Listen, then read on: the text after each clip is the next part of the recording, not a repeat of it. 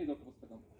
తర్వాత అవతారాలు వాటి యొక్క వైశిష్టం అనేటువంటిది తెలుగులో కూడా ప్రచురణ అయింది. క్యాలెండర్ రూపంలో మనం అందించడం జరిగింది. అంటేనే కౌరవుల వైపు ఉన్నాడు అనుకుంటాం.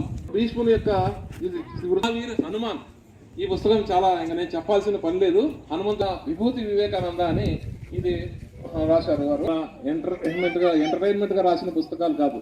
దేశానికి రాముడే గనక రామాయణం రాసుకుంటే ఏ విధంగా ఉంటుంది అని ఇది ఇంకా ప్రింటింగ్ దశలో ఉంది. ఇంకా రాబోయేటువంటి రాముడిని ఏ విధంగా బయటపడేస్తుంది, దూరంగా ఉన్నప్పటికీ కూడా సీత, లంకలో ఉన్నప్పటికీ సీత ఏ విధంగా తన రాముడిని చేరుకుంటుంది.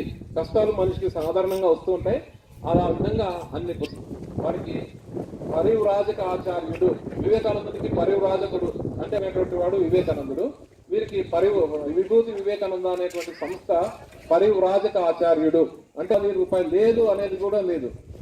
మనందరి తరఫున దేవస్థానం తరఫున వేడుకుంటున్నాం.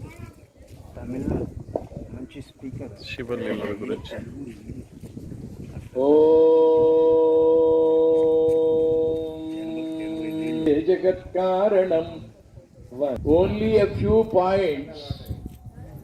శివలీల మాత్రమే కాదు, మన జీవితాలే ఒక లీలగా రోడ్లుంటాయో మనం చూడొచ్చు. ఈ బస్సులో ఎక్కడానికి ఒకడు ప్రయత్నం చేసిపోయాడు, దాని వెనకాలే పరిగెట్టాడు. ఎందుచేత? ఆ బండి స్లోగా వెడుతున్నందువల్ల. డబ్బుల కోసం పడేదా, భగవంతుడి కోసం పడేదా? Strain is same, running is same. భార్య బిడ్డల కోసం పరిగెడుతున్నారు, భగవంతుడి కోసం పరిగెట్టడం లేదే. ఏ పని చేసినా సరే అదే తపస్సు. కరోషి చేయడం, జుహోషి తినడం తాగడం, తపస్సు కౌంతేయ. అది చిన్న పనైనా సరే పెద్ద పనైనా సరే భగవంతుణ్ణి తలుచుకుంటూ కనుక చేసినట్లయితే అదే తపస్సు. ఎవరైతే అలా చేయగలుగుతారో వారు జీవితంలో ఒక ఆటలాగా ఉండవచ్చు. అవతారాలు మనకు అందరికీ తెలుసున్నటువంటివి 10.